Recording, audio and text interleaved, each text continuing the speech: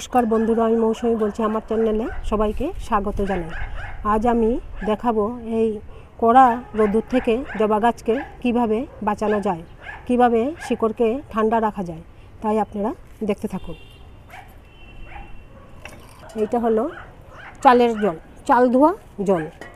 এইটা খুব ঠান্ডা।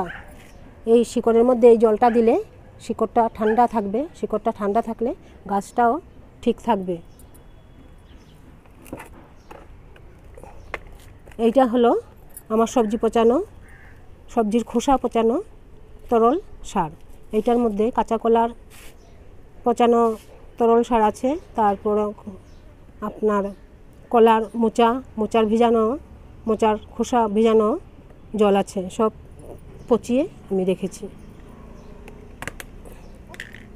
এটার মধ্যে পেঁয়াজের খোসার, কলার খোসার ভেজানো, এক রাত তো ভিজিয়ে রেখেছিলাম, পাকা কলার খোসার জলও আছে। সব আমি এখন মিলিয়ে দেব।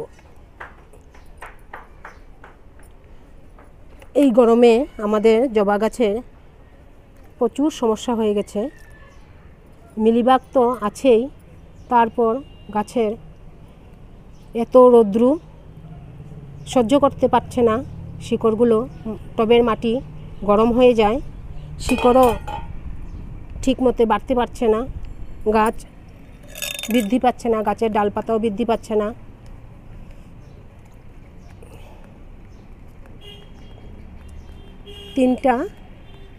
তিনটা জিনিস দিয়ে আমি একটা অনুখাদ্যের মতো বানিয়ে ফেললাম। প্রচুর পরিমাণে এটার মধ্যে নাইট্রোজেন আছে, পটাশিয়াম আছে। পেঁয়াজের খোসার ভেজানো জলটাও খুব ঠান্ডা। এই গরমে এইসব খাবার দিলে, জৈব খাবার দিলে গাছটা ঠিক থাকবে। আমি রাসায়নিক সার কিছুই ব্যবহার করি না। এই গরমে রাসায়নিক সার দিলে গাছটা একদম জ্বলে যাবে, পাতাগুলো জ্বলে যাবে।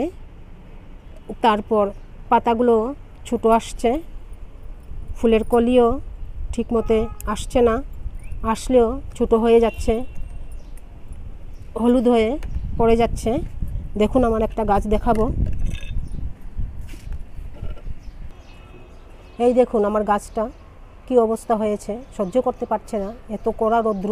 এই দেখুন প্রচুর ফুল ফুটে, কিন্তু এইবার কলিটা ছোটো আসছে, আর বাকি কলিগুলো সব হলুদ হয়ে পড়ে গেছে। পাতাগুলো সরু সরু, পাতাগুলোর গ্লেজগুলো নষ্ট হয়ে গেছে, হলুদ হয়ে পড়ে যাচ্ছে। এই দেখুন এই গাছটার মধ্যে কলি তো আসছে, কিন্তু পাতাগুলোর সেই রকম কোনো গ্লেজই নেই, বড়ই হচ্ছে না। এই যে পাতাগুলো ছোটো ছোটো হয়ে যাচ্ছে।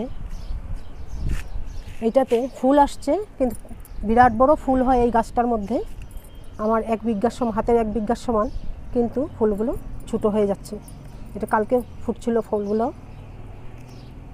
এই দেখুন কলিগুলো ছোটো ছোটো, বড়ই হচ্ছে না কলিগুলো।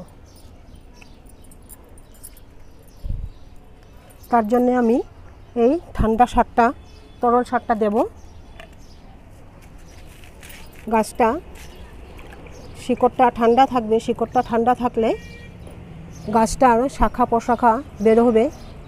সারাদিন রোদ্রের মধ্যে গাছগুলো থাকার ফলে কি হয়েছে, টবের মাটি গরম হয়ে যাচ্ছে, শিকড়টাও গরম হয়ে যাচ্ছে।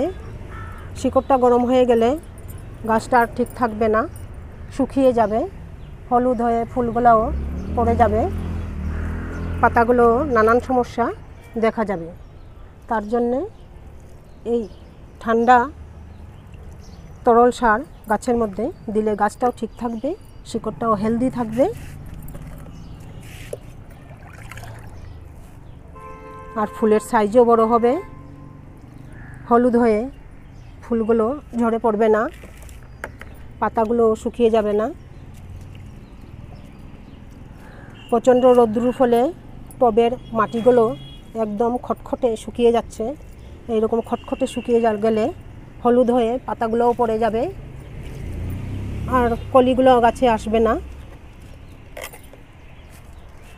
এই দেখুন এটা আমার লক্ষ্মী জবা, কলি আসছে, ফুলের প্রচুর কলি আসছে, কিন্তু থাকলেই হলো।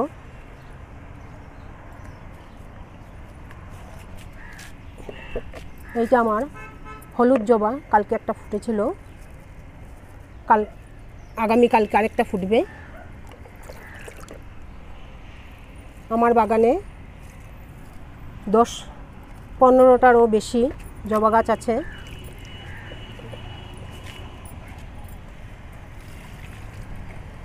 এইটা আমার নাকচাপা গাছ,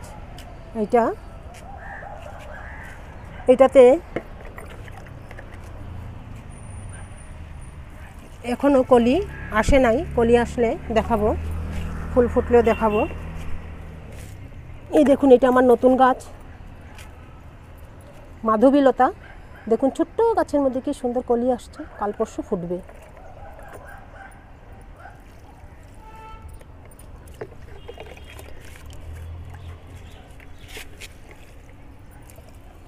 এই গাছটার মধ্যে কলি আসছে, এটা মায়ের পায়ের জবা, দেখুন কলি আসছে, কিন্তু ফুলের সাইজগুলো একদম ছোটো হয়ে যাচ্ছে।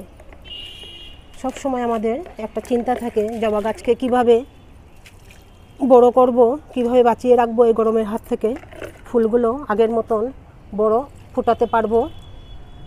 এই দেখুন আমার এই জবা গাছে একটা বীজ আসছে, বীজটা পেকে গেলে তারপর যদি বীজ থেকে চারা হয় এটাও দেখাবো আপনাদেরকে। যদি আমার ভিডিওটা ভালো লাগে তাহলে লাইক করবেন, শেয়ার করবেন, সাবস্ক্রাইব করবেন। আজ এই পর্যন্ত, দেখা হবে নেক্সট ভিডিওতে।